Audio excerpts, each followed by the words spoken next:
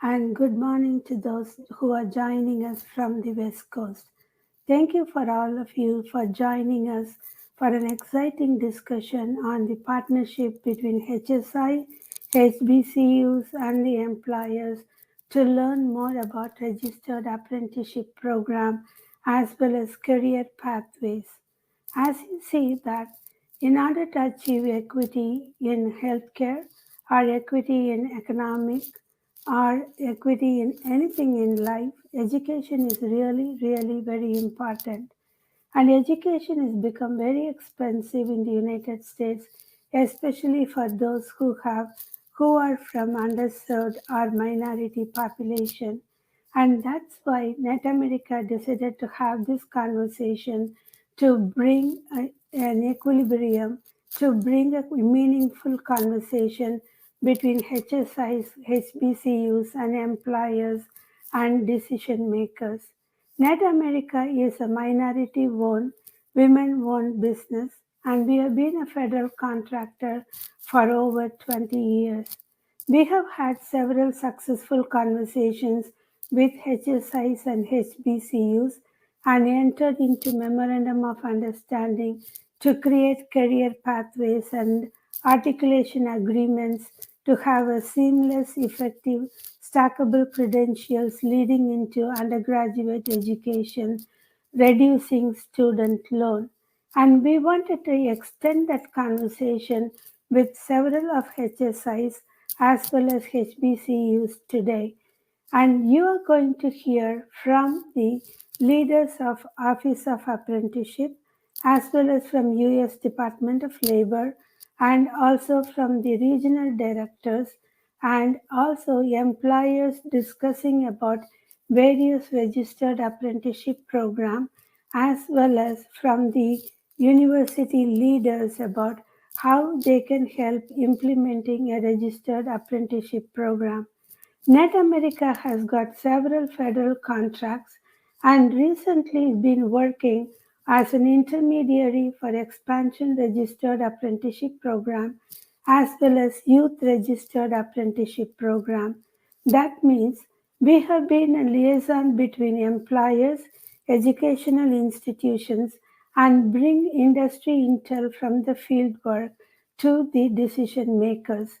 We have registered over 2,000 apprentices and we have been helping them and case managing them and understanding various barriers like transportation, culture, linguistic barriers, and we understand how we can solve those barriers with the help of government as well as community organizations.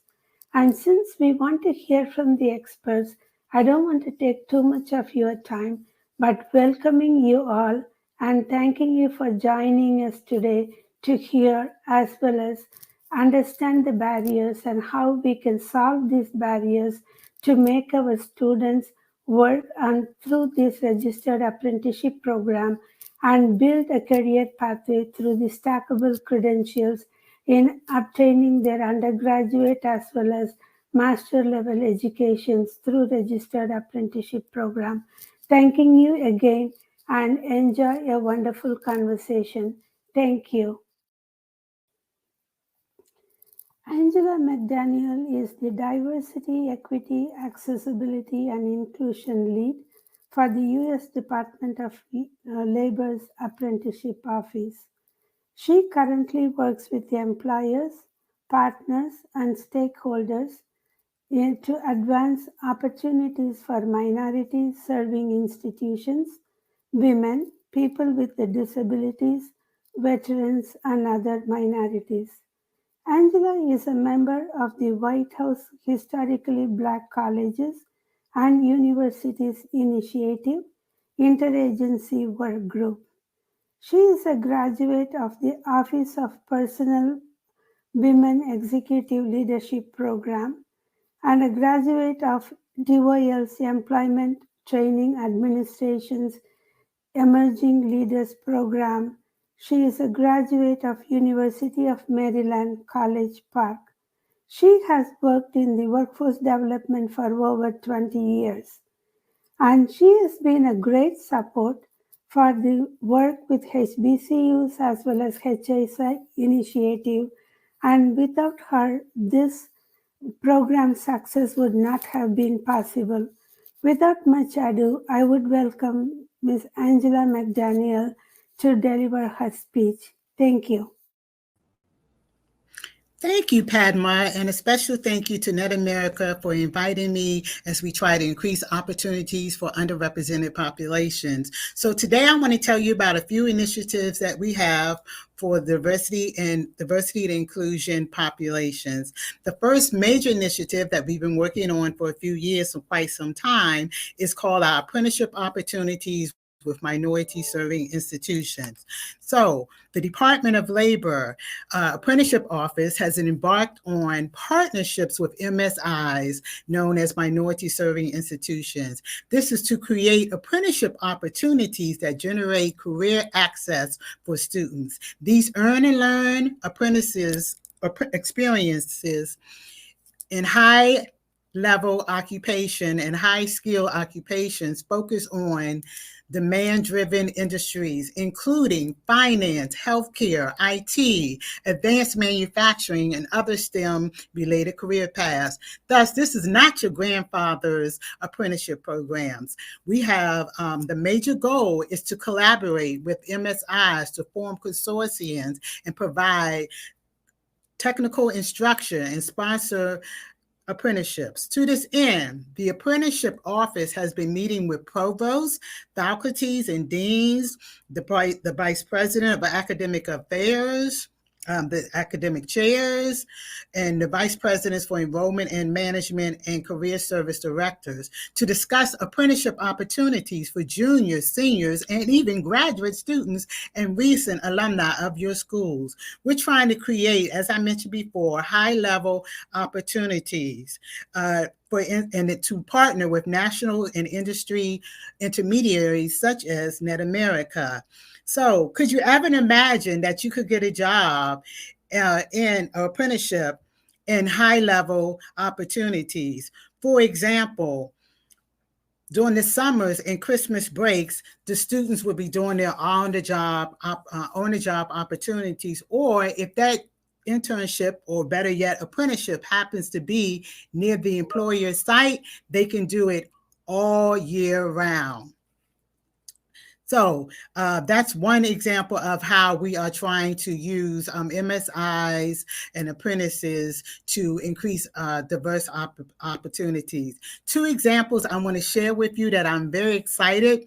For those of y'all know about the prestigious Morehouse Morehouse College in Atlanta, Georgia. We have just signed commitments for community health workers. They have a grant where they have to hire through HRSA's grant 30 apprentices as community health workers.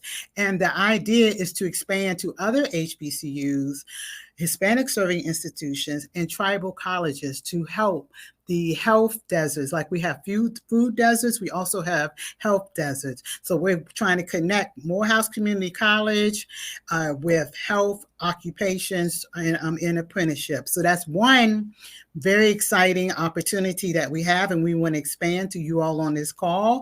And we also have from Alabama State University, the first master's program of a HBCU in sociology. So happy, I believe that was signed a year ago. So again, apprenticeship is not just about trade jobs. Apprenticeship is about higher level opportunities at all grade levels and to increase for diverse opportunities.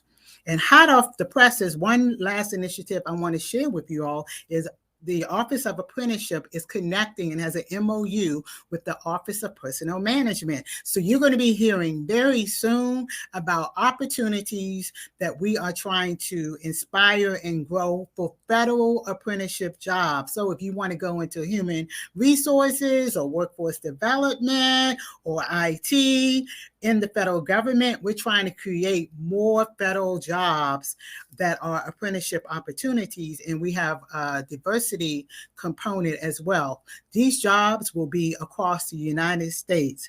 So please stay tuned for more information on that. If you're interested, after you hear what we have to say today from my colleagues in net.America and the employers, please reach out to net.America and let them, and they will connect back with you so we can meet your needs.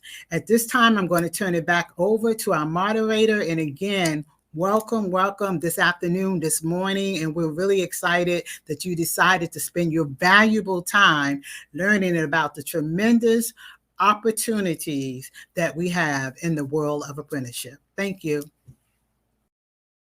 Welcome you all again. It's my great pleasure to introduce you our next speaker, Ms. Patricia Garcia, who is the Regional Director for Region 6 from San Francisco. Patricia Garcia joined the U.S. Department of Labor, Employment and Training in 1998 and has been the Office of Apprenticeship Regional Director since 2015. OA Region 6 based in San Francisco and 3 U.S. territories in the Pacific, and working with the National Apprenticeship System, a 45 years of career workforce development professional with local, regional, and national organizations, including the AFL-CIO. She is a recent recipient from Secretary of Labor Honors Award for her cross-cutting work on OA's diversity, equity, inclusion, and accessibility team. She is a great supporter of HSI because she herself is a graduate from the University of California in Santa Cruz, which is a Hispanic serving institution. We all enjoy the great support and advocacy work as well as the partnership work from Patricia Garcia. net.America is very happy to welcome her as our next speaker, and welcome Patricia. Thank you. Thank you very much, Padma. Thanks to net.America for inviting the Office of Apprenticeship to be part of your Accelerator today. Welcome from the West Coast. It's wonderful to see so many of you here to learn about some of the benefits and advantages of registered apprenticeship. As Padma said in her introduction, my region is headquartered in San Francisco, and it's comprised of 8 Western states. And geographically, that is a huge amount of land mass and water mass because we stretch from the US-Mexico border up north in Alaska to the Arctic Circle, out into the Pacific to Hawaii, and as far as Southeast Asia, because we also include 3 Pacific territories: Guam, Commonwealth of the Northern Mariana Islands, and American Samoa. So we have quite a bit of experience working with minority serving institutions. In Region 6, we have partnerships with 58 minority serving institutions. 48 of those are Hispanic serving institutions. And they have roles in apprenticeship that vary from being a program sponsor to providing the related technical instruction that is required in every apprenticeship program. They also could possibly be a grantee from the Employment and Training Administration, or be a partner in other kinds of grants, contracting intermediary operations that the Office of Apprenticeship funds. So there are many ways that your institution can participate in registered apprenticeship. I would also like to give you an example, and I know that healthcare is an emphasis for this particular accelerator. There are successful registered apprenticeships in healthcare occupations, including medical assistant, CNA, radiology technician. Angela referred to the community health worker program at Morehouse. We are working with other minority serving institutions to help develop those kinds of programs. Also, medical coding, which is a growing occupation and one which can be learned through an apprenticeship. And we also have apprentices that are working in the behavioral health field. So it's wide open, and it uses an earn as you learn model, which benefits definitely the apprentice because they're earning a living while they're going through the apprenticeship. So I think some of the other industry areas where the minority serving institutions are playing a role in the region include information technology and cybersecurity, financial services, and of course our traditional sector, which is construction. So today in this accelerator, you're going to hear some very impressive speakers talk about how higher education can interface with registered apprenticeship to create these opportunities for your students, to create more linkages with the employment community, and really provide some opportunities for your students to be able to earn and learn, gain college credits, gain degrees, career certificates, the credentials that you may be conferring upon your graduates. So this is a very exciting time for registered apprenticeship. We are so pleased to welcome higher education as a partner in the registered apprenticeship system. I think with that, I will turn it back over to Padma. And as she said, please work with net.America. If a registered apprenticeship, after hearing all of the speakers today, seems like something that you would like to begin to engage with, please contact net.America. They can steer you in the right direction, provide linkages and connections for you. The Office of Apprenticeship, as always, is very happy to work with you, answer any questions you have about the mechanics of apprenticeship. So with that, Padma, thank you once again. Thank you, net.America, for inviting the Office of Apprenticeship to be part of this great event today. Our next speaker is Jim Fody, who is our very own supporter and friend of net.America. He is the Regional Director for Region 2, which is our next door neighbor, Philadelphia. And he previously served as the Deputy Administrator and Senior Policy Advisor for U.S. Department of Labor's National Office of Apprenticeship in Washington, D.C. He has done tremendous work in apprenticeship as well as in workforce development and training, and he is a great proponent of career pathways, stackable credentials, and leading into a 4-year education. Jim has done his undergraduation from Rutgers University with a 4-year education from Columbia University, his master's. And he has been an apprentice himself in fabricating materials in precious metals equipment for the aerospace and fiberglass and for scientific research.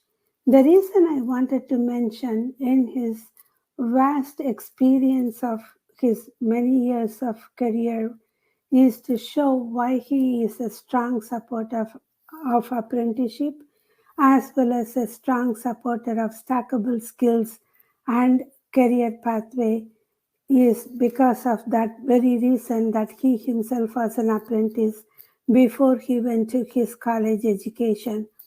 And our aim and our vision matches in the stackable credentials and career pathway. Without much delay, I would like to welcome Jim to share his overview on HSI and HBCU partnership. Thank you.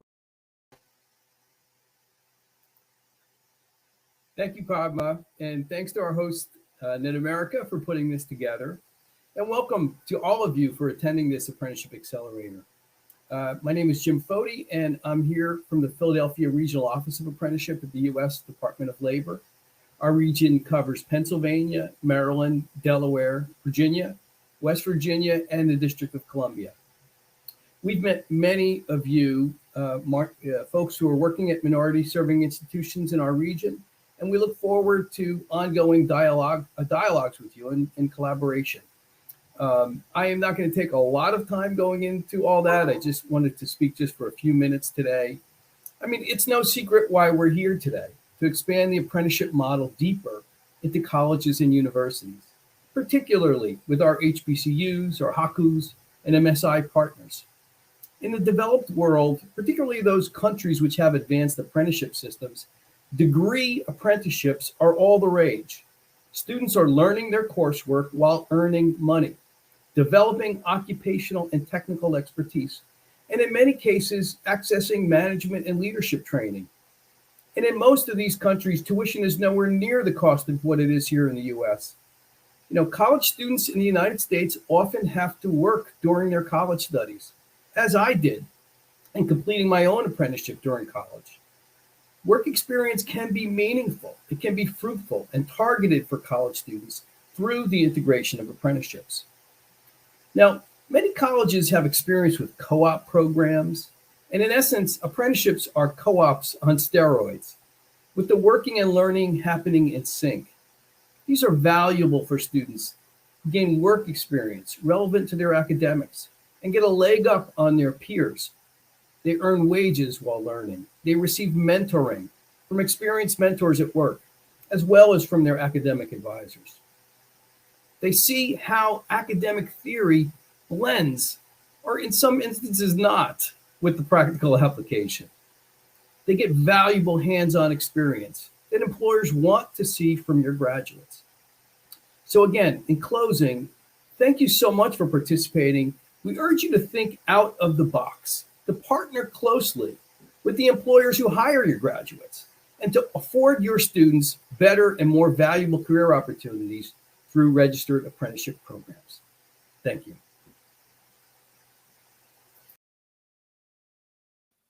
Hi, now you are going to listen to the education panel, where our panelists will be discussing career pathways and how we can stack credentials, as well as articulation agreement from high school into universities. And the panel will be moderated by Dr. Carl Person, who worked with the NASA for about 14 years in their R&D department within the Department of Education. He is our senior subject matter expert with net.America and an alum from HBCUs. He knows and the Department of Education policies, and as well as about Department of Education various procedures, and also the accreditation methods and models, as well as how various HBCUs work. And hence we are very delighted to have him to moderate this panel. And Carl Pearson's detailed bio, you can find it on our website, Hopin platform, and he will be available to talk to you even after the panel if you will have any questions to talk to him. Thank you. Thank you very much, Padma, and good afternoon to everyone. This is a very timely and important topic, really for our nation. And I'm looking forward to talking to a very diverse panel of educators and folk who have tremendous backgrounds in academia as well as in industry. So we're not going to delay. We have 6 folk representing minority serving institutions, 3 public institutions, as well as 3 private institutions. So it should bring a very diverse conversation. So I think I'm going to pose my first question. And with that question, I'd like for each of the panelists to really give a brief introduction of themselves. But just so everyone knows who's here, we have Dr. Gary Brown, James Aaron Pierre, Jessica Gilbert, Patrick Dean Sr., Mario Villa, and I think that's it. Jennifer Joyner is not with us. Okay. All right. Then I think we're ready to roll. And with our series of questions, I'm going to identify each of you to lead the discussion on one or more of the questions. So this first question is,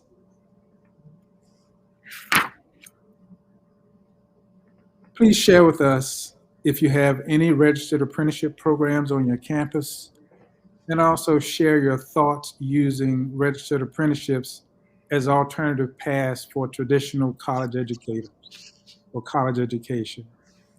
And so, like I mentioned earlier, I'd like for you to just briefly introduce yourself and then address that question. So, Dr. Gary Brown, I'm going to begin with you. All right. Good afternoon. I am excited to be here. Thank you for the invitation. I serve as the Vice Chancellor for Student Affairs and University Advancement here at Elizabeth City State University. We actually currently don't have apprenticeship programs on our campus, although we do have a number of ways in which individuals could pursue some layered credentials that will assist them in terms of the work. From our perspective, though, an apprenticeship certainly provides a very unique opportunity, in particular as we start to think about the national data that exists related to higher education trends, the number of high school graduates that is going to be trending down, but the number of individuals who are classified as adult learners who actually do need a level of support and opportunity and entry points into institutions, and that would certainly set their families and their livelihoods in a different direction. And so we have had some conversations related to the creation of new programs, new initiatives, certificate programs, apprenticeship opportunities, if you will, for those who might be seeking greater opportunity to pursue and enhance their educational experience for some greater outcomes in the workforce. Excellent. Thank you very much. Mario, let's hear from you. Hi, everyone. Can you hear me? Yes. Great. Excellent. My name is Mario Vela. I serve as Assistant Vice Provost of Career Engaged Learning at the University of Texas at San Antonio, one of the largest Hispanic serving institutions in the country. We do have apprenticeship programs here at our campus. We have manufacturing and architecture programs. We also have programs with the U.S. Department of Labor. I did a search a few moments ago just to see how many we were promoting to our students. And we currently have about 200 apprenticeship programs that we're promoting to our career center at the moment. And so we do feel that there is a lot of value. Anything that offers students an opportunity to do the work, right, is a great opportunity for our students. Excellent. I think Jennifer has joined us. Welcome, Jennifer. Good afternoon. Did you hear my initial question? I did. Good afternoon, everyone. I'm Jennifer Joyner. I'm the Director of Career Services at Johnson C. Smith University. From the great city of Charlotte, North Carolina. And so in terms of apprenticeships, currently, no, we do not have any registered apprenticeship programs. However, we are looking to expand our offerings. We have a really aggressive mandate from our board and our president talking about experiential learning opportunities. And every student that graduates by their senior year will have had at least one experiential learning opportunity, followed another by the time they graduate. So apprenticeships, internships, experiential learning is truly paramount here on campus. So we look forward to learning more information about apprenticeships. Excellent. All right. James Aaron. Hello, everyone. My name is James Aaron Pierre. I serve as the Alumni Director / Annual Fund here at Miles College, and I also handle external affairs for the institution. Currently, we don't have any apprenticeships officially right now with Miles College, but in my role as handling external affairs, I have been identifying certain areas and certain companies that would be a good fit for apprenticeships here at Miles College. And just kind of resound what everyone else is saying. I do think it's important to give our students an opportunity to kind of add and stack those credentials up and make them more valuable in the workforce. One thing that I always preach to my students is, understand that we are in a global economy. You're not just competing against people in your state. You're not just competing against individuals in your country. You're competing on a global scale, and any opportunity, any way that we can add things of value to them as they get ready to enter the workforce is a very big, important thing for our president. She always is encouraging us to find new opportunities and new ways to add value to these students in that regard, and making them the best possible candidate when it comes to, seeking out these different positions. Absolutely. Jessica.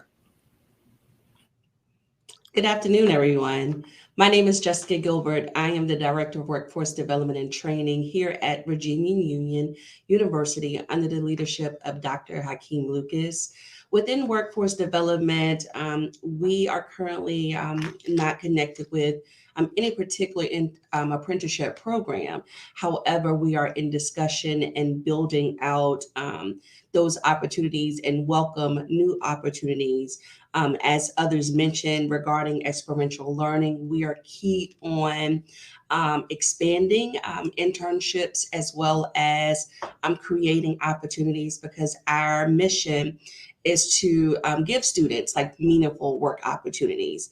It allows them to better serve the community, helps develop the skill sets, habits, and experiences to be competitive in the global job market.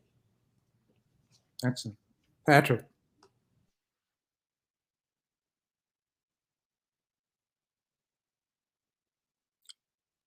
Okay. Can't hear you, Patrick.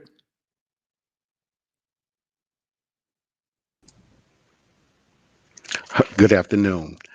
I am Patrick Dean. I serve as the Director for Outreach and Career Development in the College of Sciences and Technology at Savannah State University. In my particular role, I'm aligned with the career services for the university. So I'm speaking on behalf of the Career Services Director, Mr. Shed Dawson, who is at another conference. So I thank you all for this opportunity and what it is that I recognize based on what I do working with the undergraduates here, the importance of those students who prefer to the hands-on approach to learning. I think that is important when it comes to apprenticeships and these opportunities. A while back, I think maybe a year and a half ago, we started conversations with a local industry who was interested in getting some of our students to work during the academic year. So we started working towards that, and we currently don't have the apprenticeships, but we are in the process of being able to offer those in the fall. So we should have students doing some co-op apprenticeships starting fall of 2023. Okay, excellent. All right, let's move on to my second question. What are your thoughts on career pathways via stackable credentials, via registered apprenticeship programs with seamless articulation agreements between high schools and universities? And I think I'm going to begin with Jennifer. And I'll just say, Jennifer, I was looking at the JCSU website, and one of the things that jumped out at me was a little saying that you guys have that is, where the brightest come to be brilliant. And so I like that very much. But anyway, go right ahead. Oh, awesome. It's essential, right? Having these relationships with employers is critical for our students' success. And we know that those stackable credentials are a means for students to get all of the critical skills needed to be successful as it relates to experiential learning. On-the-job training is key. The theory is key. Every aspect of getting access and exposure that our students need is imperative. We always say that it's important when our students leave Johnson C. Smith. On one hand, we want them to have stackable credentials, certifications, credentials, and then the other hand, we want them to have multiple job offers, right? Or a job offer that's really solid. And so we know that there's a lot of work that goes on between it. So we know how important these internships, these apprenticeships are for our students and for their success. We want them to be a known commodity within these companies. And we know that in order to do that, they have to build relationship. And I think we're small enough as an institution that we're not transactional. And we find that apprenticeships, or the concept of apprenticeships, are really relational, building that relationship, stacking credentials, understanding the fundamentals to make the student more well-rounded and really ready to hit the ground running once they complete their degrees. Excellent. So I'm not going to identify who goes next, but if you have a comment, please share. I'll kind of touch base a little bit on it. One thing that I do, I'm kind of in a unique role as far as being an alumni director. I reach out to my alums at these different companies and things, and I ask them, what would have liked to see when you were a student getting into this role? So that's another unique approach that I personally take to, securing these relationships with these different industries and, things of that nature, because who can be a better advocate for my institution to receive these apprenticeships than my own alumni who work in those particular industries? So they're able to give us, actual, hey, this is what they need to know to be able to be prepared for this particular job or this particular industry and everything. So one thing that I do like as I'm having these conversations with these, potential partnerships, hey, can we get direct curriculum from the company? So we can directly teach our students, hey, this is what you need to work for, company A. This is what you need to work for company B. And I found that the relationship in those conversations has been really well received on the other side, because this is a way where they can say, hey, we can actually send someone from our company to teach your students directly the information that they need to be successful in this role. So just wanted to drop that tidbit. Thank you. Mm-hmm. So within the state of North Carolina, certainly, I think like many states, there's a heavy focus on educational attainment, even that kind of extends from high school into college and even beyond. And the state goal here is 2 million by 2030. And so I think, the notion of there being some kind of articulation agreement between high schools and leveraging registered apprenticeship programs is one that's intriguing, and certainly I think could potentially help to kind of assist our states in meeting its goals. In particular, when we think about where it is that institutions are located, Elizabeth City State University is not in a metropolitan area. We are extremely rural. We're as far east in the state of North Carolina as you can probably go, about 40 minutes from the Outer Banks, but we're 45 minutes from Norfolk. But this area is actually located and actually identified as a Tier 1 county within the state, which means it's one of the poorest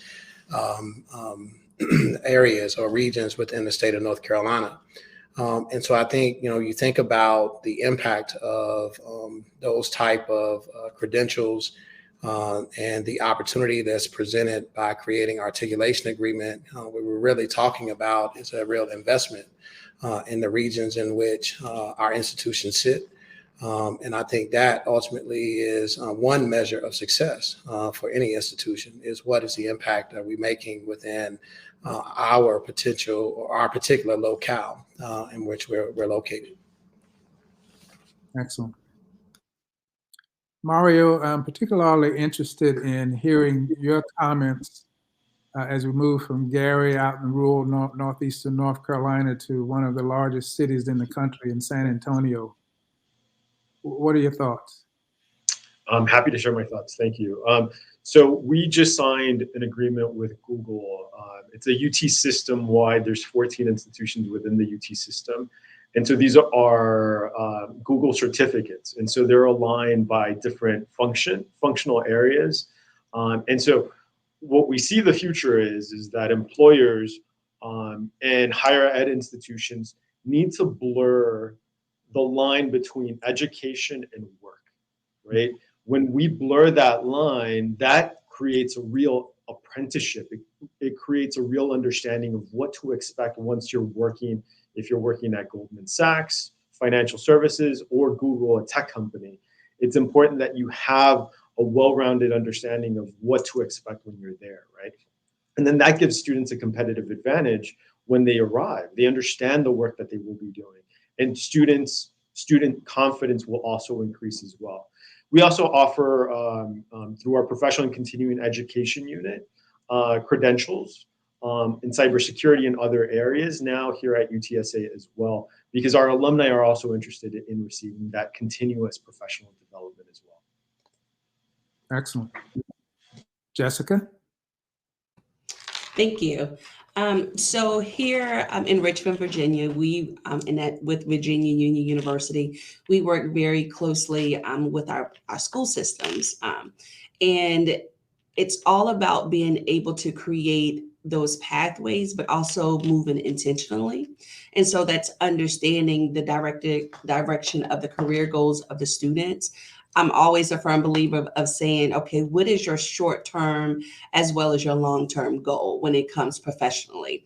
And so as students attain those micro-credentials, it can actually help, with the employment rate for a particular position if they have that under their belt at a certain level. But as they're working towards their long-term goal, it is also building their skill sets. It's establishing a replicable resume. It's giving opportunities to basically work together for the student from the high school perspective to post-graduation. And so my thought on it is that it definitely can create a clear pathway for those that are interested in establishing a degree as well as micro-credentials. Excellent. All right. Patrick, any comments? Just a couple. Just to mention with the College of Sciences and Technology, we have major companies that are looking to invest in our students and start these co-ops. So not to just not name drop, but they are some of the largest employers and some new employers that are coming into our area. We just had a visit, and so our team here in the College of Sciences and Technology is already working to see what type of curriculum changes that we can make so that we could have our graduates ready for those opportunities as the employers are looking for them upon graduation. So as we look towards establishing these apprenticeships, then that will definitely pipeline those students into those occupations, those more high-paying occupations that are being offered in our region. Oh, great. I'm going to name drop a little bit for you, Patrick. I know you just got a grant or a donation from the Hyundai Corporation for STEM education. So that sounds like an apprenticeship made in heaven right there. Exactly. That is exactly one. And also Gulfstream here in Savannah. So they've been very proactive on initiating and prodding this thing along. So because of their efforts and their visits and their talks with our leadership team, we're moving forward. So we'll be able to definitely get with the Department of Labor as well moving forward. Excellent. Thank you. All right. My next question, and I believe, Jessica, I think I want you to lead off on this one. So the question is, please share promising practices in eliminating economic barriers to equal opportunity for underrepresented groups in college admissions. Let me come off mute. There I am. And so when it comes to practices that I'm gonna first start off with far as expectation, like practices to receive, and that is to be aware, right? Being able to articulate the needs of these opportunities and being informed of these opportunities, so that students will be able to help identify the skill sets that they already have or work on the skill sets that they may need to improve on. And so when it comes to like improving the practices is to make sure that we are in the know, not providing these opportunities or establishing these relationships at the last minute, but to pretty much give us the opportunity at the forefront of the thought so that we can collaborate and to basically produce that return of the need of the employer. Okay, excellent. All right. Dr. Brown.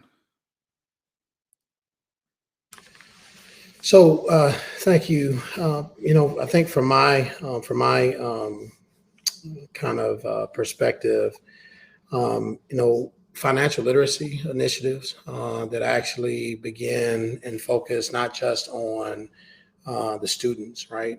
So generally speaking, within college or university, there's a heavy focus on students. We're trying to train them up to fulfill that adult responsibility that they technically are, when they come into an institution at 18 years old. But I think, the issue of affordability and debt is very much tied to systemic issues, and I think has to do with education in itself, right? And so focusing our financial literacy models not just on the students, but focusing on those families in which they're coming, the families that they're coming from, I think have a true impact. And we certainly have seen, some change here in terms of the work that we're doing at Elizabeth City State University, kind of leveraging the best of even federally funded programs like TRIO Educational Opportunity Centers really focus heavily on providing some insight and understanding for individuals who might be thinking about pursuing, some higher education on what it takes to actually get admitted, not just an application, but even the financial aspects of it all. And so I think, if there was a model that I think is a best practice, I think that would be one. Okay, excellent. James Aaron.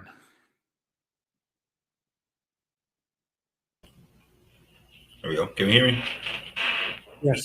So I know here at Miles College, we have a particular group that actually offers financial services to help them cover their fees when it comes to application process. And I've seen that it's been really successful because, again, the barriers of getting into college can be as simple as paying the application fee. You have so many students trying to apply for so many different schools. And we just try to, help them out the best way we can by offering a service that can eliminate that fee for them. And even if they don't, end up coming to the institution, it's not something that we require back or anything like that, but just an opportunity to say, hey, we want to give you the best chance to be able to apply for institution and be able to at least put your application in so you can see an opportunity to potentially attend Miles College. So that's one thing that we do over here. Okay. Jennifer. I really echo the sentiments of my colleagues. Finances, financial barriers, financial literacy is always a major component. So here within our University College for Student Success, we spend time on that. We also spend a lot of time talking about first generation students and making sure our first gen students are aware of the opportunities that they have on campus, and not just educating the student, but their family. And I know that, from an admission standpoint, it is very overwhelming. And if you've never been there before, you don't know what questions to ask. So again, making sure, that our students and their family are well versed in things that are going on in the university, that they're aware of the different tutoring programs, financial literacy, student support services. We have Biddle Institute that really focuses on specific populations that, maybe not have the highest GPA, but they have other cognitive skills that let our students know that they belong here and that there is a career path for them. So again, financial, all top of the list, but second or close second to that is educating our students on first generation, all aspects of university life. And we try to take a holistic approach. It's not just one aspect, but we try to look at the whole student and not make it a cookie cutter, like everybody should have the same experiences. No, we want our students to know them intimately, what their dream job is, and explore opportunities so they can be well-versed. So when they leave the university, they can really critically think and have those experiential learning opportunities under their belt, so they walk into the world much more confident. Excellent. Mario. So I have 2 points. One is on the admission side and the other is on the career side. So regarding our admissions, let me take a step back. We're in the era of social mobility. There is an expectation that if a student comes to a higher ed institution, that their life outcomes will improve. And for us, minority serving institutions, we're well positioned to do that. And so for our admissions team, we actually target the most underserved zip codes in our city and region. And we spend time in those zip codes, making sure that the families and the prospective students are aware of what would happen if they come to UTSA. So that's one aspect. On the career side, UTSA, and with our leaders, we've co-founded the HSI Career Collaborative. This is 14 of the largest Hispanic serving institutions in the country coming together and talking to employers that had historically not been recruiting at our institutions to recruit at our institutions. And we're explaining how to do it, how to connect with our students. And we founded that organization 2 years ago. And even in the first year, we had 143 employers at our first event. At UTSA, 93 had never recruited at UTSA. At many of the other HSIs, this is across the country, in California, New York, Chicago, and Florida, there was over 100 companies that had never been recruiting at our HSIs. And so if anyone's more interested in learning more about this collaborative, it's hsicareer.org. Excellent. Thank you. Patrick. Yeah, I can echo some things that was mentioned earlier. I know here at Savannah State, we offer, we host, we house the federal TRIO program. So we have Upward Bound, Educational Talent Search, Student Support Services, Gear Up. So I actually was a program specialist for those programs, and I know how involved it is when financial literacy. We used to actually have nights where we did the FAFSA with the parents and the students. So we had FAFSA night. We would make sure that they got fees waived for SAT testing and things like that, and also just to get their application fee waived at Savannah State, and some I think we may had for maybe 4 other institutions that they selected. But we also had like community partnerships like Parent University, and that was something that was trained parents over a course of time, and they got certifications and things like that as to like how to really be a better parent and help their child reach those goals and obtain the college level. We have a financial literacy person here on the campus, and they actually visit our freshman year experience classes, and on behalf of the cost College of Science and Technology, I teach freshman year experience. So once the students come in, I have them create accounts for usajobs.gov. I have them create accounts for Thurgood Marshall and whatever other opportunities that we can come up with, so that they can build their profiles, start looking for internships and those type things that freshman year, and see what if they can get into some or research experiences for undergrads just starting out. So we encourage all those things, and then we tell them that Thurgood Marshall often lets us know that there's money left on the table, and so that if those students would just go through the process of looking at that, they can get money. And then I go to our students who are getting to those opportunities, and I have them come and talk to those freshmen. And they're very impressive. I have one student who's getting like $10,000 a year just off scholarship and other opportunities that she just applies for.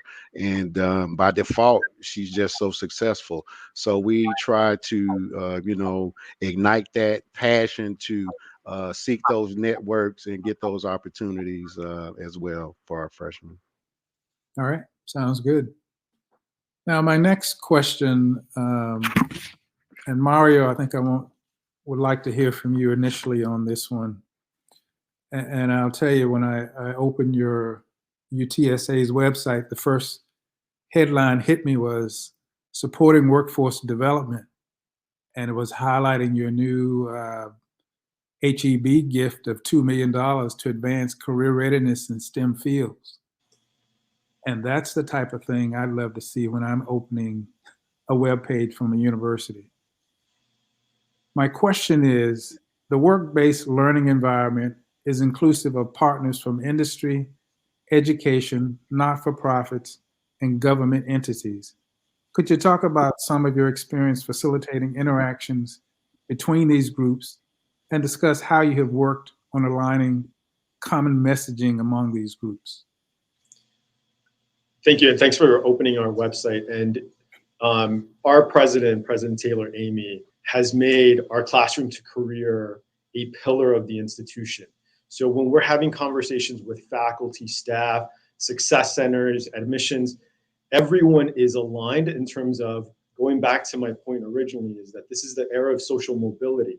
This is an economic driver. If a student is coming to UTSA, it is their expectation that they will have great life outcomes. And so that has translated to significant corporate and philanthropic donations to our institution.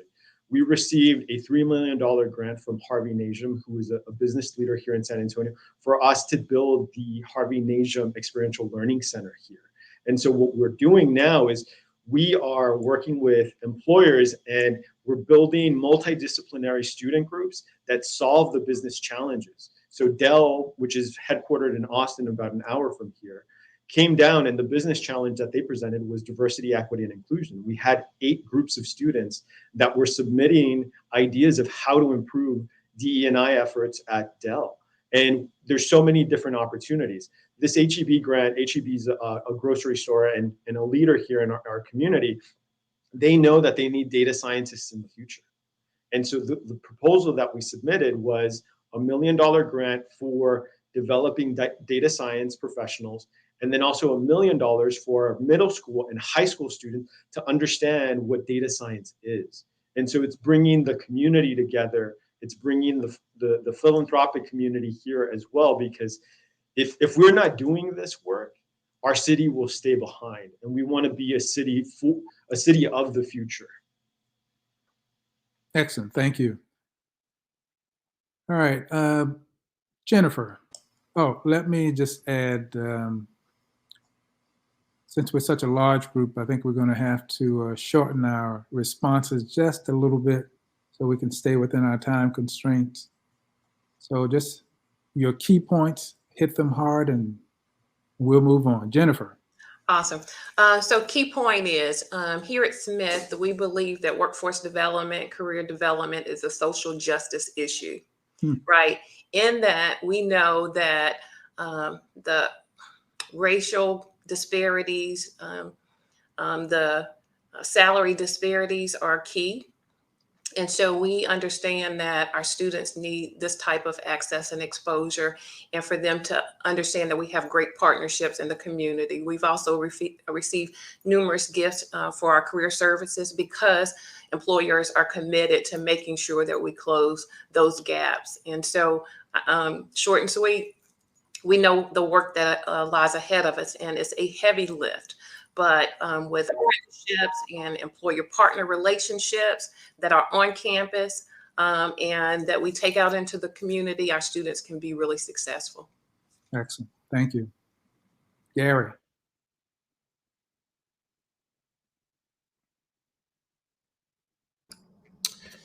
So, I think I echo, the comments that that my colleagues have already raised, and I'll just say that, certainly when we have individuals who want to come to the campus to partner with us, we always are impressing upon them that this is not a one-time engagement. There's an expectation for a level of investment. The students that you are seeking to identify to work within your ranks are making decisions based on their level of familiarity and the authenticity of the organization in which you represent. And so that can't just be showing up for a career fair. That can't be showing up for a career expo. But there has to be some level of commitment within the institution throughout a student's life cycle if you really want to kind of yield the results that you say you do. Good. Jessica?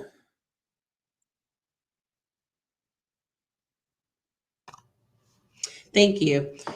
So I'm in agreement with what Dr. Brown just stated. It's when we are creating such opportunities for our students and collaborating with what we like to call business partners, we want to make sure that they are present, they are active, they are engaging with our students. So here we use the word communiversity, and so that's to work within every department or office here at Virginia Union University. So employers know, hey, we want you to come to our fairs, but we also want you to be able to engage within the classroom.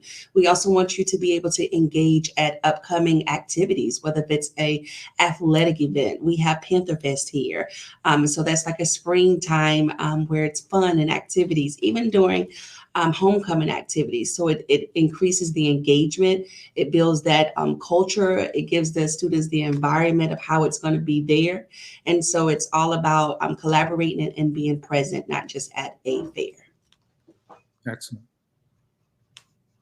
James Aaron. Yes, I just want to resound what my colleagues are saying. President Knight here at Mounts College, she is very adamant about, hey, don't make it a one-stop shop. Make sure you build a true partnership with the institution and the students. And one thing I do love about my students, they ask these questions. They ask, okay, well, what other things are they doing for our institution besides coming to the career fair? What other things are they doing, within our community as well? Because we have a lot of students that are, from the surrounding community here in Birmingham. So they want to know, are they visible within our communities? Are they, making investments within the surrounding area as well as the institution? Because that's important to them. They are asking these questions. They want to know, the companies that they're going to choose to, start their careers with or have long-standing careers with. Will they be able to continue to invest within the institution who's given them so much? So just one thing that I just love about my leadership here, that they make that a regular thing and a common thing. So it's not a surprise when they come here to the campus. It's like, hey, we're expecting you to be an investor within the college and our students, because we want to give you a return on your investment through our students, but give us a return on our investment when we send our students to you. So, all right. Good. Anything to add, Patrick? Yeah, just briefly, our dean definitely challenges those employers to come in and ask for meetings to sit down. Is it just going to be something that they're doing for the time being?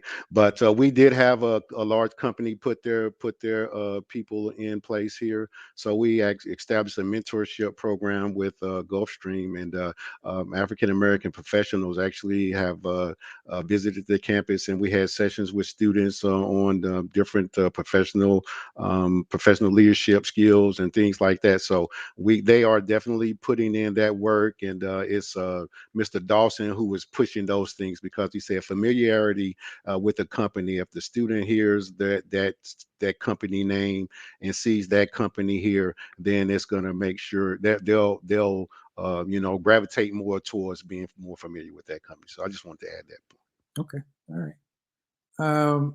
We're running short on time, so I'm going to move quickly. How do you see registered apprenticeship programs benefiting your current and prospective students? And I'm going to start with Jessica. Thank you.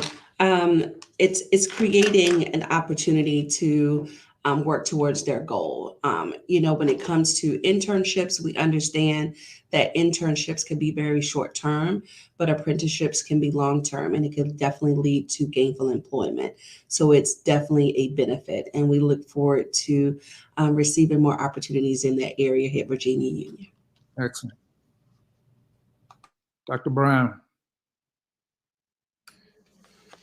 So, here at ECSU, we kind of live by the mantra of coming to discover and leaving to conquer. And so I could see, certainly apprenticeships being a large part of that in terms of preparing our students to go out and to conquer the dreams that they have come to the institution with, and even being able to kind of conquer some of the systemic issues from the communities and families and regions in which they may be hailing from. Excellent. Jennifer. Our job is really to educate and prepare our students and provide them valuable resources that they can make informed decisions about their career and their career goals. So I'll say apprenticeship is another tool in their toolkit, if you will, to be able to support them holistically, to give them a framework for them to understand the discipline and the continuity of their actions and how they can lead to success. Excellent. Mario. So for our quality enhancement plan for our reaccreditation, it was centered on experiential learning. And when we conducted some research, 80% of employers indicated that apprenticeships, internships are highly valued. And so when the market is telling us this, then we should be heading in that direction. Yep. Excellent. Patrick. Just like to add, it's just valuable for the real world experience for those students. So I'll just say the real world experience. Good. James Aaron. It's just similar to what my colleagues saying. Just again, that real world experience is giving them hands-on opportunity to truly learn what the industry that they're getting into. So, yep. Good.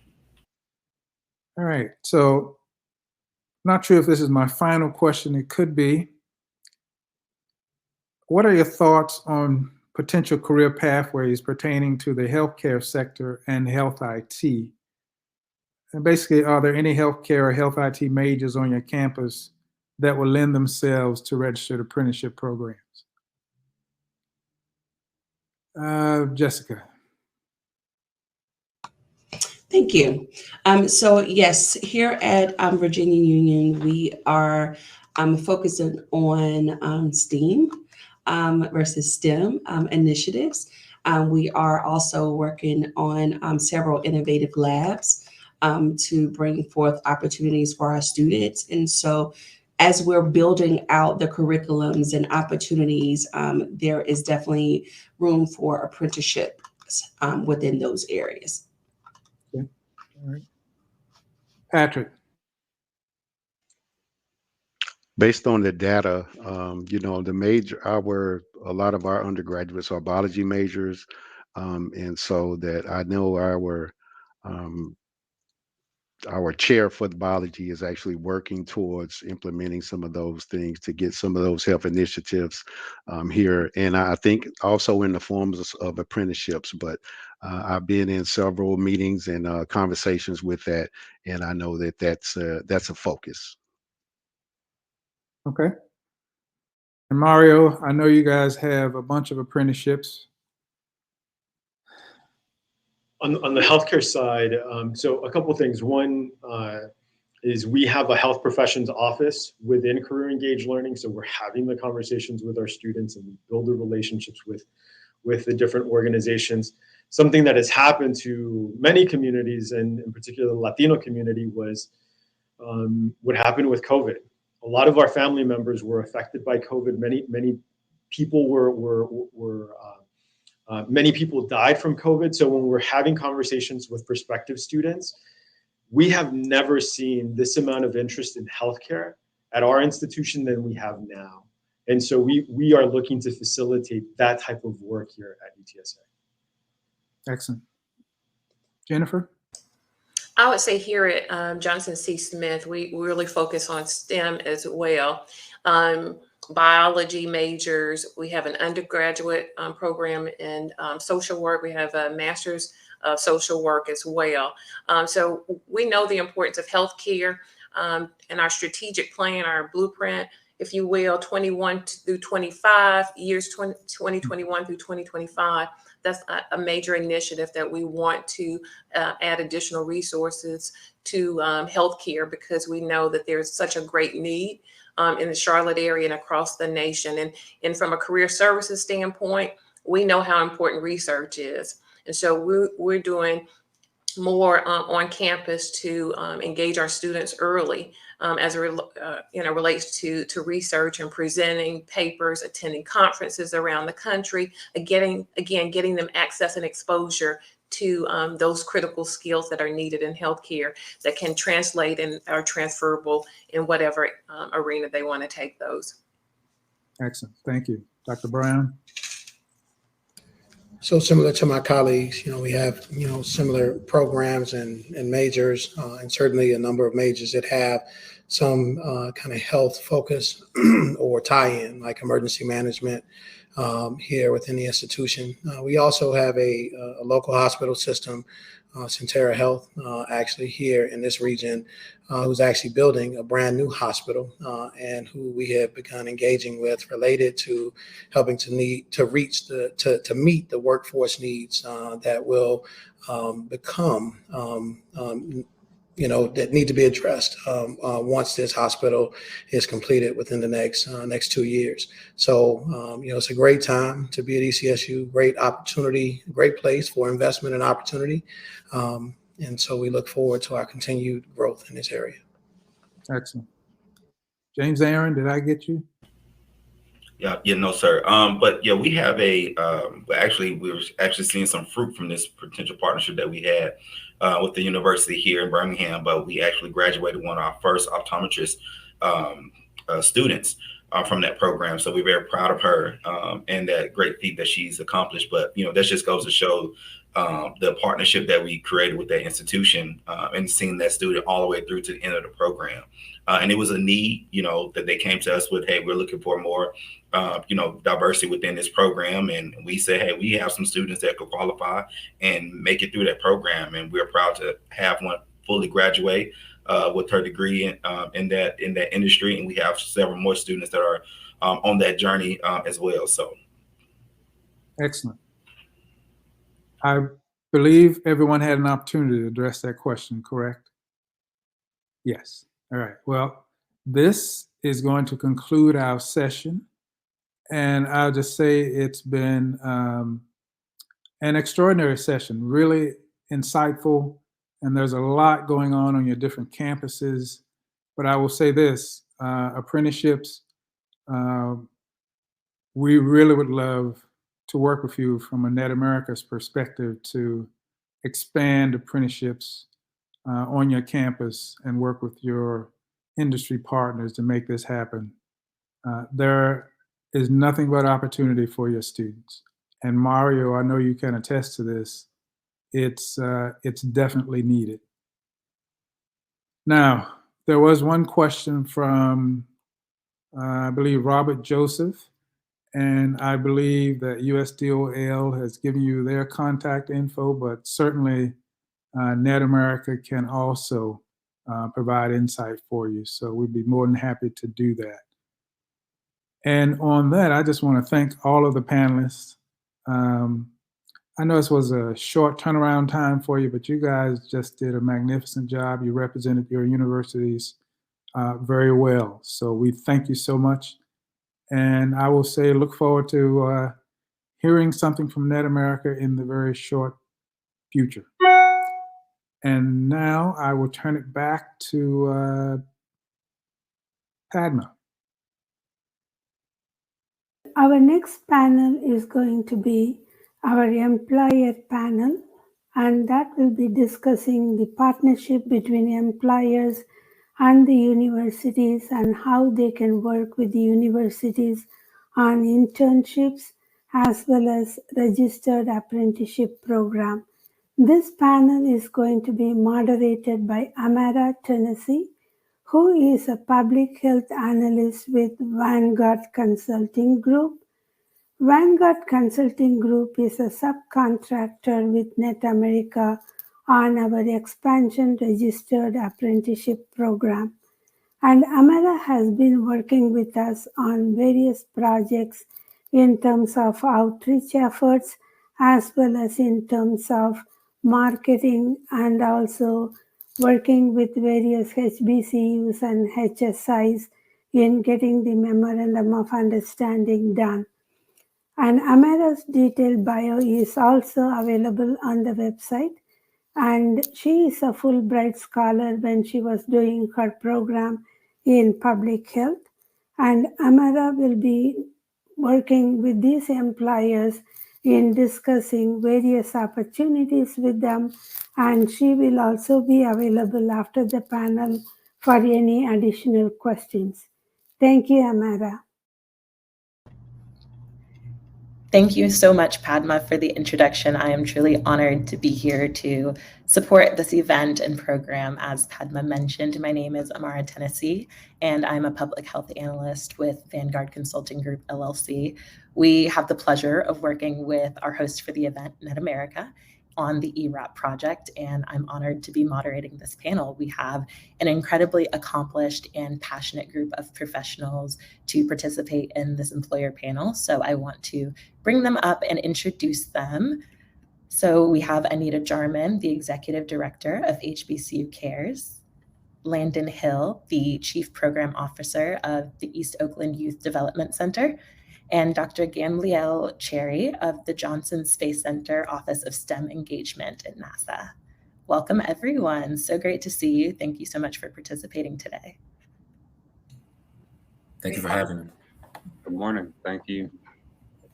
Absolutely. So before we get into our conversation, I want to give you all an opportunity to introduce yourselves and your organization and discuss a little bit about your primary roles and responsibilities. And anyone who feels so called can start. Ladies first. Okay. I knew that was coming. Thank you, Amara, for this opportunity. My name is Anita Jarman. I'm the Executive Director for HBCU Cares. We are a nonprofit organization. We're nationally known, but we're based in Alabama. So we represent 15 institutions, 15 historically Black colleges, community colleges, and universities. And 12 of our consortium members are in Alabama, which hosts the most HBCUs in the nation. So we really focus on student engagement and development, but that also turns into infrastructure development for our campuses and research projects amongst our faculty and our students. But it's all about the students. We're student-centric, so anything that helps the student develop into the best version of themselves and helps them take that next step, we're here to support it.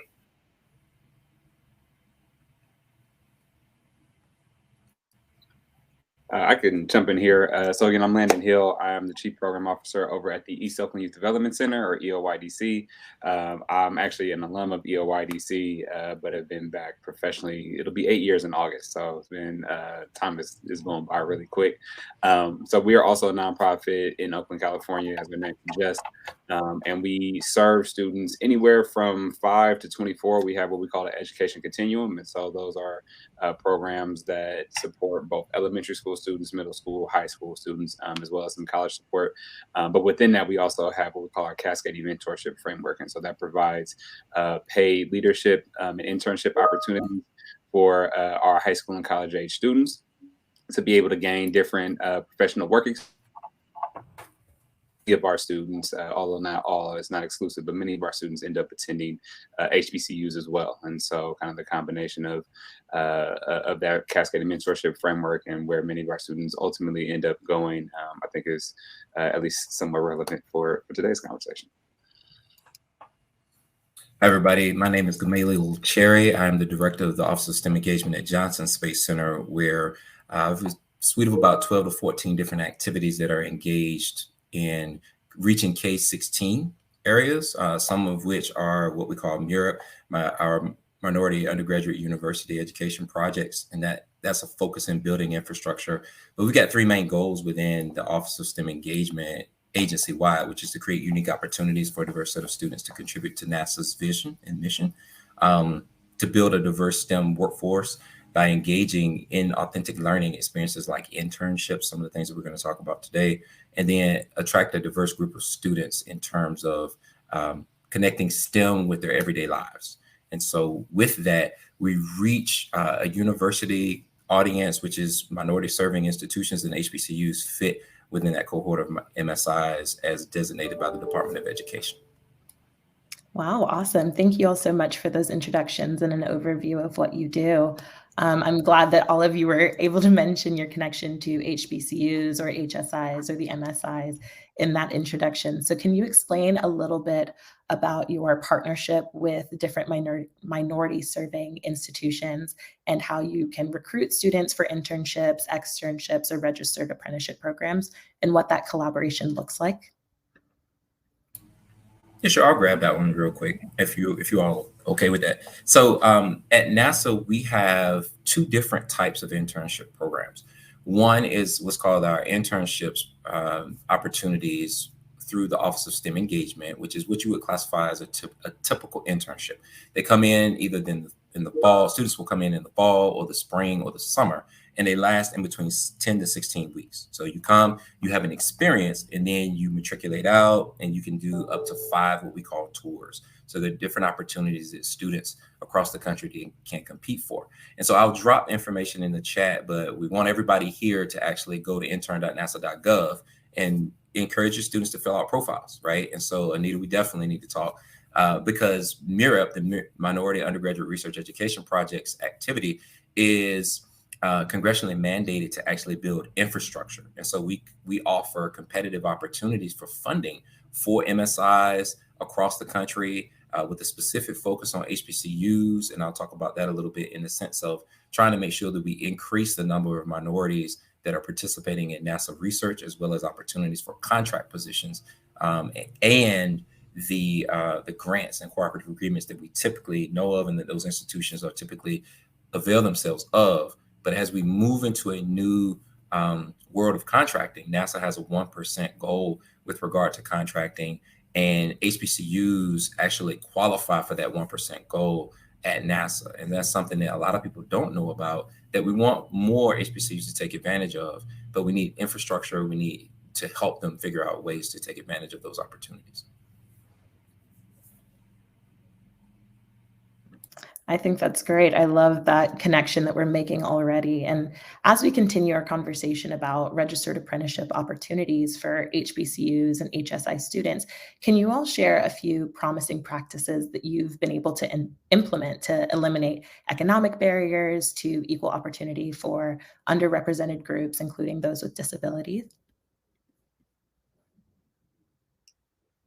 Sure, I can jump in here to start. So as I mentioned, we have paid internship program that we offer. So, and for many of our young people, especially in the area and the population that we serve, for many of them, they have responsibilities or are asked by, parents or other caregivers, things of that nature, to even contribute to the household, right? For many of the because of a lot of systemic issues that have led to kind of lower socioeconomic status and things of that nature. And so, one, just providing them the opportunity, right, to be able to not just have money coming in, but also be able to gain some early work experience in order to then provide them the opportunity to elevate moving forward in some of their other career paths.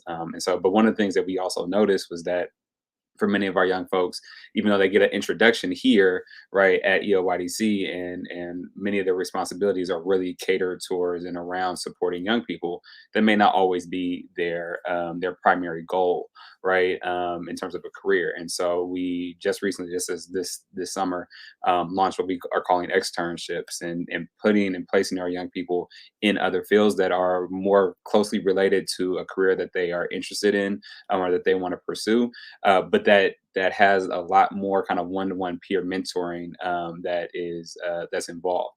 And so it allows for, and it's kind of wraparound support, so that they have the support of not only the employers, right, or the folks who they're interning with and whoever they're paired with at that organization, but also still from us and our staff and doing check-ins and things of that nature. And so it provides them with more experience that they can speak to moving forward, still paid opportunity, But what we have found is that so many of our young people, unless we are able to set these opportunities up, don't always have the networks to be able to get their foot in the door, right? That initial step is always the hardest. And so, and it sometimes can be scary if you haven't been in those positions before. And so to be able to support them kind of on a one-to-one basis and be able to see them through kind of this initial process, we believe is going to have a major and lasting impact down the line as they look for other career opportunities and other ways for them to be able to achieve some of their career goals. I'll just echo with my colleagues, but our mantra, especially when we're approached by employers, state agencies or private sector employers, is full transparency. You know, give us the opportunity to tell the students exactly what a career looks like in your given company or agency. And also, we like to have those candid conversations facilitated by HBCU Cares that connects faculty of these academic programs and the HR reps of these agencies. Because at the end of the day, we don't want HBCU graduates to go into the workforce like fish out of water. You know, what skills should I have learned while I was in undergrad that I didn't learn? And now I'm trying to learn them and catch up with everyone else. So let's full transparency have that conversation beforehand, before we just start having job fairs and career opportunity announcements on our websites. Let's have an authentic conversation about where there might be a learning curve, you know, at that level, because a lot of students are applying for these jobs when they graduate and it says experience required. Well, what if my internship only taught me how to send an email? It's really not hands-on engagement. So we really pride ourselves in these conversations that we're beginning to have, because we're a newer entity. We started in 2021, but the fact that we're getting approached by state agencies, especially throughout Alabama and at the federal level as well. And these are the conversations we're essentially having. So it's full transparency for us. Absolutely. I think it's so pivotal to have those conversations early on with our career seekers to prepare them for the workforce. And each of your organizations work closely with talented students, some of whom might be interested in an apprenticeship opportunity. So what are some of those soft skills that you would recommend for an individual to be successful in an apprenticeship program? And how does your organization support the development of these skills? Yeah, so at NASA, we value teamwork, inclusion, technical excellence, but oftentimes what we see is, so like I'll give you an example. We have over 20,000 applications for almost 2,000 slots, right? Not necessarily for apprentices, but for internships. We do have at a couple of centers, we have one that I know of, we have an apprentice program where we engage with students who are getting their associate's degree, and we partner with them and they come in through the federal pathways program, internship program. So that's a separate program that they come through. But in our consolidated or our standalone OSTEM internship program, we're looking for teamwork. We're looking for those soft skills, those intangibles, the emotional IQ, the emotional intelligence to be able to connect with other people, to be able to ensure that they are able to meet the demands of the workforce in a real-time situation, not just, okay, well, I really don't know how to behave in a professional environment. No pun intended, from the perspective of, hey, if I've never been in a situation where I've had to do that, I may not really know how. Or if I've not been exposed to the skills or exposed to how I need to show up, I might not be equipped. And so we have internship coordinators, what we call them internship coordinators, that provide programming for everything from, Robert's Rule of Order all the way to focusing on the intangibles around collaboration and communication skills. And we have a rolling set of webinars at this point. It used to be face-to-face, but since COVID, we've actually expanded from an enterprise perspective. They're all virtual, but we have a rolling list of items that students can partake of that are geared towards helping build what we call those 21st century skills that they would need. Not only that, we also circle back around with our mentors and give them bias training to make sure that they are thinking about how are they being inclusive. NASA's fifth value is inclusion. And so we offer mentors that training as well, because we want to ensure that they are thinking about the broader picture of their portfolio in terms of workforce, all the way down to internships. Absolutely. I think that's great. Seeing that NASA really values those soft skills and puts it as part of their mission, puts it part of what they're looking for in their apprentices, their interns, I think is great. It's a great way to set the expectations and have the apprentices meet them. Landon, I have a question for you. One thing that I found really unique and interesting about EOYDC and the work that you all do is how you're such a resource to the Oakland community. You have different program areas that you spoke about, the education continuum that starts with kind of kindergarten age, grade school age students all the way through high school and college. So how do you see apprenticeships supporting the work that you do in the community and beyond? Yeah, so I think, similar to what I was mentioning before, for many of our young people, being able to have the opportunity early on to be able to step into some of these more professional environments to be able to gain the experience, right? And I think what is kind of a constant in the through line, I think, for at least what I've heard thus far, even on the panel, is that many of our young people need the opportunity to be exposed, right? And sometimes so that they can see and recognize what the field that they're interested in actually entails, right? And maybe they want to continue it, or maybe they even don't, right? Like they may come to find out this is not what I thought it was, and that's also a victory and a win. But if we don't provide them that opportunity early, and really have an opportunity to not just be able to have, for our purposes, right? We have about 6 weeks or so during the summertime where we are able to host the majority of our interns. We also have internships throughout the year that folks are able to do. But again, that's in one sector of youth development. But in all these other and various sectors that young people are saying that they want to explore and want to gain insight into, apprenticeships allow an opportunity for them to be able to get that direct coaching, that direct experience, and help them to make more informed decisions about whether or not it's something that they ultimately want to continue to move into. And if they do, right, now that they have kind of got, I equate it almost similar to buying a house, right? You have to get in, right? Once you get in, you have a lot more opportunity to then maybe sell, buy another house, right? The process, like all those things. But if you've never purchased a house or a home,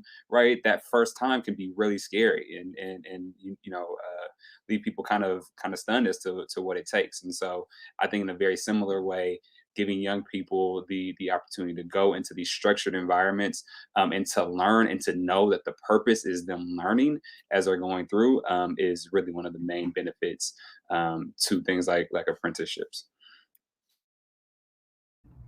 Absolutely. I definitely agree. And we're looking at an evolution with what students are interested in and what the industry demands.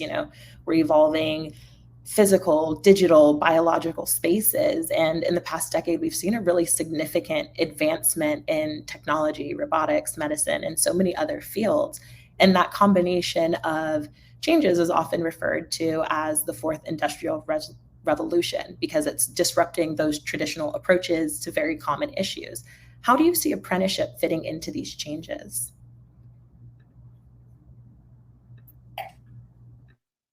I think an innovative way, and you hit the nail right on the head with the fourth industrial revolution. We're living in it, and I feel like our academic curricula is not. And when we graduate students who don't have those 4IR skill sets, whether they're in the mass communications major or they're our STEM related major, we're doing them a disservice. We're setting them a whole decade behind, a whole industrial revolution behind, right? And that seamless, ubiquitous technology, if that's not a part of the classroom experience or the campus experience, we're really doing them a disservice. But I think the way apprenticeships can be innovative in this regard, since they are a conduit for that professional experience and that academic experience, is essentially having a component where that student walks away with some type of certificate or training that gives them a credential. So they're not just saying, oh yeah, I can put this on my resume as experience. It was great handshake, but it's also a credential that aligns with a highly transferable skill. And so when you talk about fourth industrial revolution, robotics, and automation, you might be able to get a certificate in Internet of Things or cloud computing, something like data literacy or analytics, some type of technical degree or technical certificate or micro credential that you can carry on for the rest of your career. So you can go to any tech company or any company in any industry and say, hey, I have a credential, something as simple as Microsoft Office Suite, because that's a part of Internet of Things and cloud computing, which is a fourth industrial revolution concept. So it's really that nuance. And I think even if we're just talking about a workforce development experience and something as hands-on as engaging as an apprenticeship, we have to allow a student to be a part of the entire, learning part of it, right? It's not just what I can walk away, not just the experience, but also what I can walk away with. Absolutely. I think we've had conversations before, Anita, about the importance of recognizing those credentials and the changes and advancements that we're making. And I think you hit the nail on the head with it really showing how apprenticeship can solve and fill some of those gaps. Dr. Cherry, I have a question for you. What kind of in-demand, industry-recognized credentials would you recommend universities train students in who are interested in different career fields like health IT, medical science related careers at NASA? So as far as medical careers, we have a limited number of slots associated with those in terms of civil service and contractors, because here at Johnson Space Center, we happen to be the home of training for astronauts. And so we do have a staff of medical doctors here. But throughout the agency, we're mainly focused on aerospace engineers as well as mathematicians. We have the gambit of career professionals across NASA, but by and large, the majority of the individuals are going to be skewed towards the technical end. And so I'll answer the question in that context, if that's okay. And so from a medical perspective, it is really about doctors, us having doctors. And so we're going to be looking for individuals with experiences. And if there's specific credentials that are focused on space readiness, in the future, if organizations, private companies, because the world of space exploration and space travel is actually opening it up quite a bit with the proliferation of our ability to commercialize space in a way that's never been before. It's going to open up the industry in such a way that private companies such as SpaceX, Bigelow Aerospace, Boeing, Lockheed Martin, so forth and so on, are going to still need those same types of individuals. And NASA will be connecting with them through large contracts, collaborative efforts to make sure that we're able to achieve mutual interest, because we've got the heavy lift infrastructure in terms of being able to get things into space. So they're going to need doctors as well. And so when you look at biology, microbiology, when you're looking at nanotechnology as it relates to health, long duration microgravity environments, those are the types of credentialing or the types of experiences that we're going to need doctors to know and learn about, such that when they come to a place like NASA, they're bringing outside experience in. We currently have been building and growing that experience in-house, but to the degree that we can actually have individuals that come to the table with some outside experience, whether it's from Axiom, Lockheed or Boeing or SpaceX or Blue Origin, that gives us the ability to capitalize on best practices from other places so that we can achieve our mission in a better way. When we look at it from an aerospace industry perspective, looking at cutting edge technology, understanding the proliferation of high volume manufacturing and things of that nature, which makes our ability to move in a more agile way easier. Those are the types of credentialing that will be helpful to us from a mission standpoint, because some areas we build, some areas we buy, in the sense of we've got to be smart buyers within the federal government because we've only got a certain amount of dollars. And to the degree that we can have people come in with skill sets that are ready to go, if they're coming in from another apprentice program or participating in a unique apprentice program that we have, that makes them more viable for full-time employment when we're looking at transferable skills, because that's the name of the game right now, is having transferable skills that can be in one area of NASA, but also transfer to another area, right? And so we're going through a revolutionary period in our own workforce where we're changing the landscape of how we bring people in. We're bringing people in more on what's called term appointments as opposed to full-time. Just when you're hired, you're hired as a permanent civil servant. We're leveraging all different types of hiring authority so that we can have many more new, fresh ideas come in. So as people gain that real world experience through apprentices, it's going to be really valuable for us to be able to tap into those networks so that we can get students as well as young professionals or seasoned professionals that have that real-time experience that can immediately contribute to our mission. Absolutely. I love how you tied in bringing in new talent and new people. You're really diversifying the workforce that way. And I think that's a great purpose for what we're doing today and talking about HBCUs and HSIs and how bringing those students into apprenticeship opportunities also aids in that diversification. I know with the ERAP project that Vanguard works on in partnership with net.America, 50% of the apprentices we register come from underrepresented or underserved communities. And so how do you think that apprenticeship opportunities can factor equity, diversity, and inclusion as a strategy for success?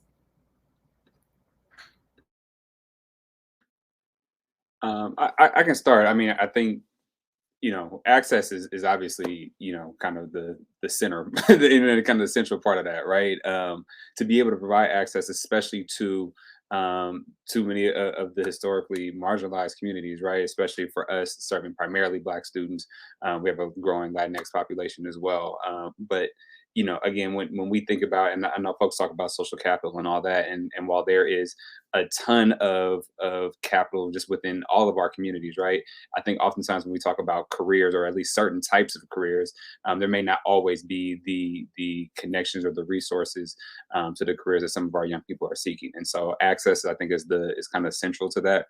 I would also say that I think that there is, and one of the things that we try to do is that when we partner with others who we are going to try to, entrust with our young folks, is to have some form of training for them around what are best practices, right? So that, again, it's not solely the young person who's benefiting, right, from the apprenticeship or the externship or whatever the setup is, but also that those who are going to be who they're going to be reporting to, right, are as well equipped as possible to be able to work with them, and to recognize and to realize, like, that this is a learning opportunity as much as it is, somebody who's filling a certain role.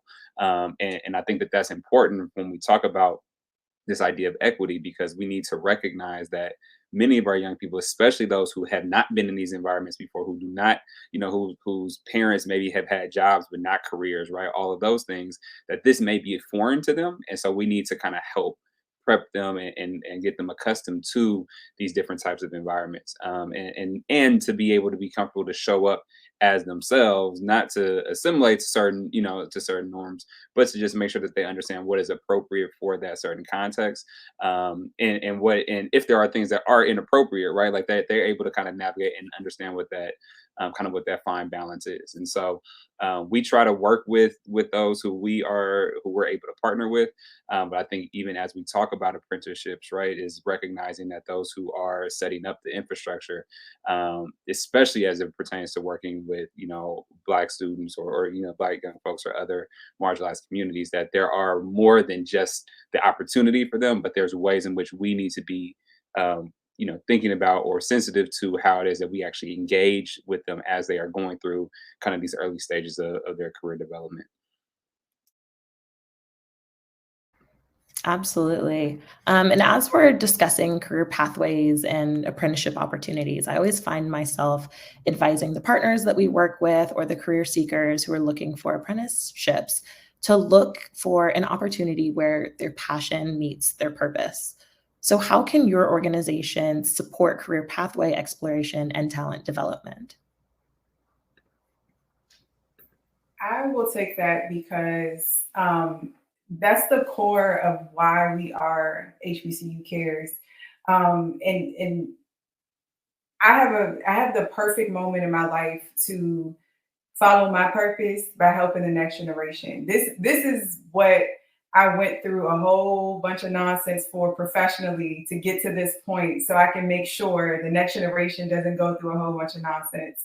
I have an undergrad degree from the greatest HBCU, according to the president. I went to Delaware State, so he's a little biased, but and I also have a degree from a PWI, and I hold both with high regard. But I've been in rooms where someone told me, "Oh, she went to Georgetown," and had no regard for my HBCU because they don't know it. They don't know about an HBCU experience or what that means to the Black community. So to have this moment to say that I'm in a place where I can help I can help the next generation find their purpose while they're at HBCU so that they don't have to go through, they can go through a little less nonsense. I'm not going to say you're not going to be nonsense free in your professional career, but your purpose is everything. And if you can find that while you're in school, then everything else is just a sharpening tool. You know, you don't stay somewhere as long as someone tells you you should. You know, you don't retire in something that you're unhappy in. You can really carve out what you want to do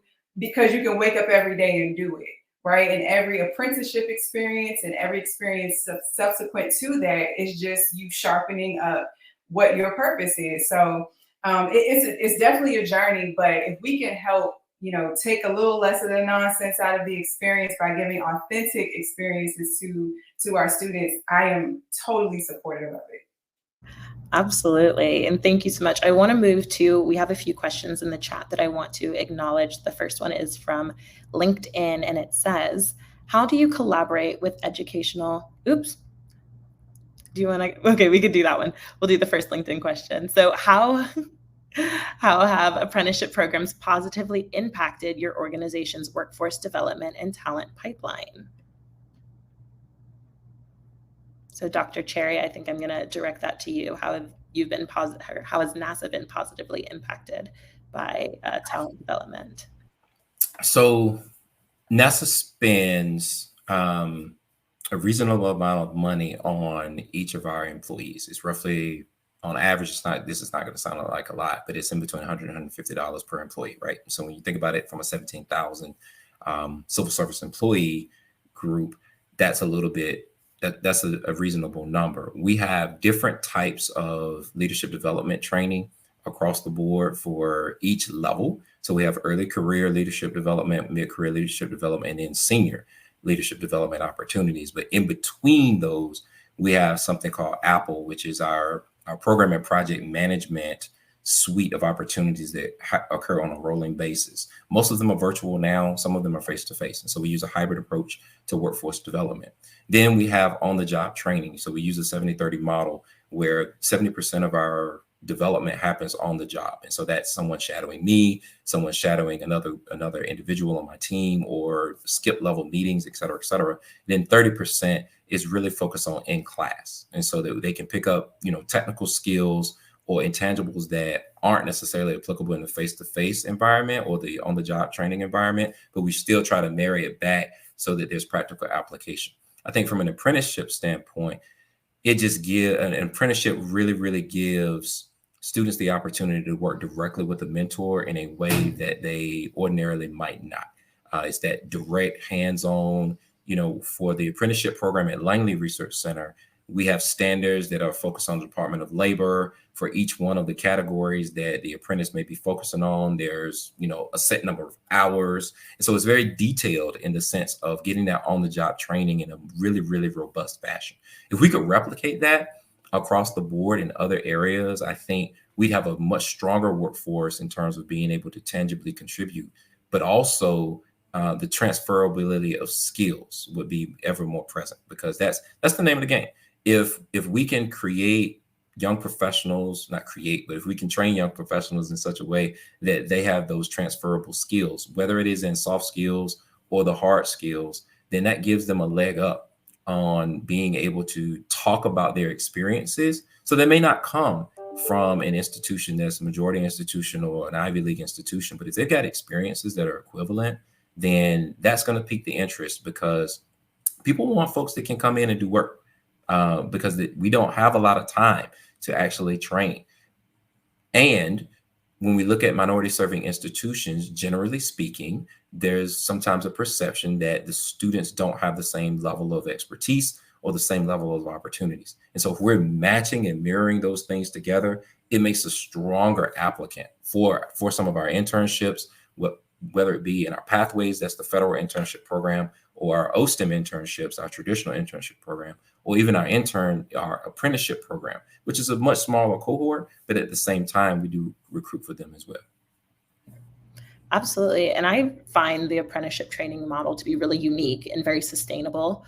It has different components, some of which you mentioned, Dr. Cherry, with the educational institutions supporting the related technical instruction, and then we have employers that assist with job training. I want to move to the second question in the chat. How do you collaborate with educational institutions and other stakeholders to design apprenticeship programs that align with industry needs and provide valuable learning experiences for participants?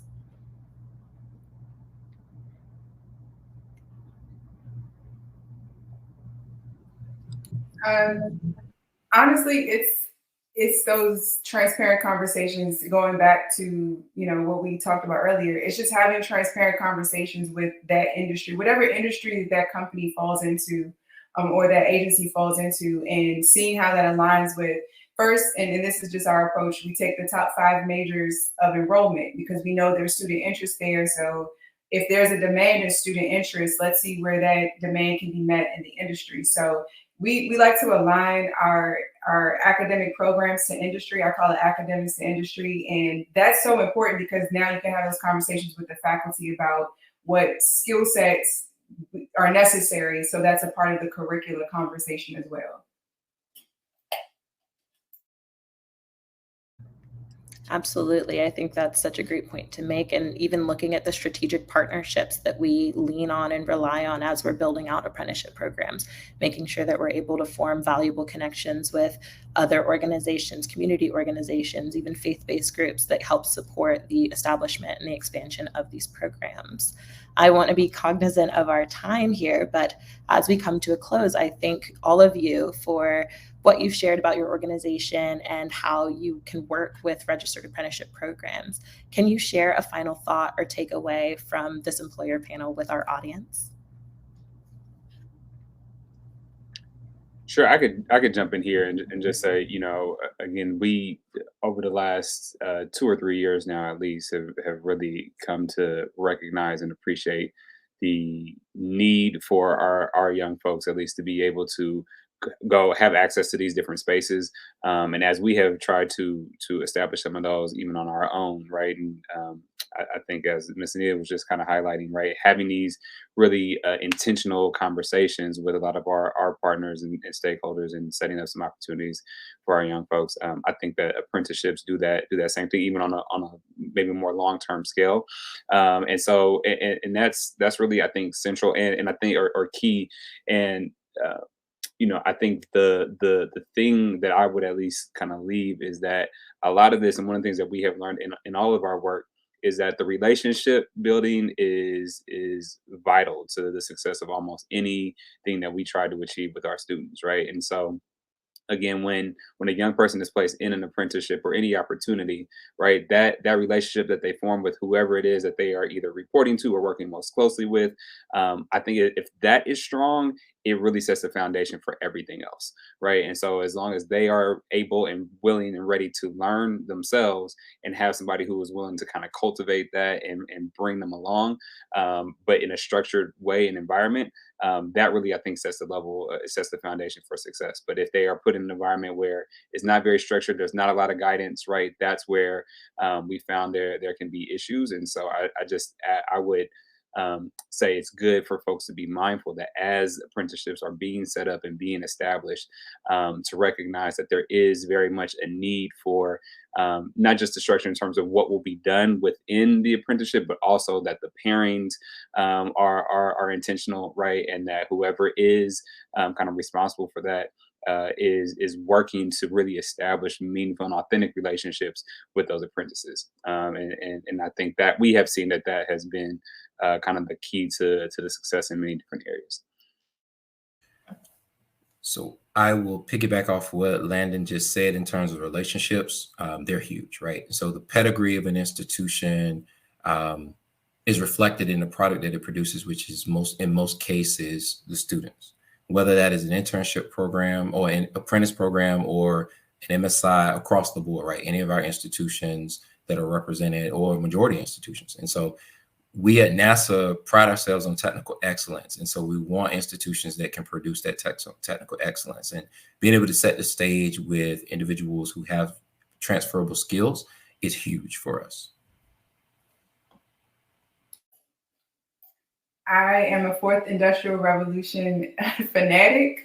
So for both parties, whether you're the apprentice or the apprentice company, the apprentice host, make sure you walk away with just more than an experience, but you walk away with a credential that you can be. It can be an example for your highly transferable skill that you gained, and that comes with authenticity and having those conversations early on. So when we're approached as an entity and we have 35,000 students at our, with their attention in our audience, it's important that we can be authentic about what you're actually giving them in that experience. So it's definitely authenticity, but it's those highly transferable skills that you're looking for and able to offer.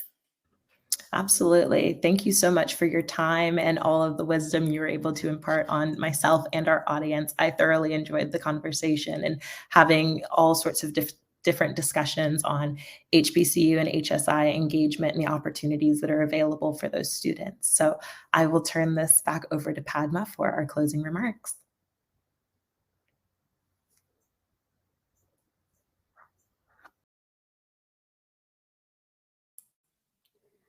Thanks, Amara, and thanks for our wonderful panelists. That was an amazing discussion on apprenticeship and how employers can use the pathways with students from HBCUs. And thanks to all of our employer panel members, Anita, Dr. Cherry, as well as from UYDC member. And I really enjoyed the panel discussion. And I was also part of the panel discussion from education side, and Carl Person had moderated the panel really well, and their discussion was really focusing on the diversity as well as the barriers for students from economically low and disadvantaged population. And Jennifer's point about workforce development and education is social justice, and how we needed to use registered apprenticeship in bringing people equity in terms of education and employment was something that is well aligned with my own thinking, and enjoyed that panel as well. We will be recording this session and it will be available for almost for an year, and people can listen to it many times. And those people who are registered and could not be here today with us can also listen to the recording. And thanks a lot for Angela McDaniel from Department of Labor, who supported and marketed the event for us and sent it out to all the HSIs, along with various regional directors from U.S. Department of Labor, my colleagues Juan Gonzalez, Cherny, Robinson, and Yasmin. And I would like to thank all of you, including the moderators Amara, Akhil, who is the CEO from Vanguard, and Carl Person, who is our senior subject matter expert from net.America. Thanks again for all of you. And now you all can go and enjoy the networking opportunity in the Hopin platform and meet up with our panelists. Thank you and have a great day.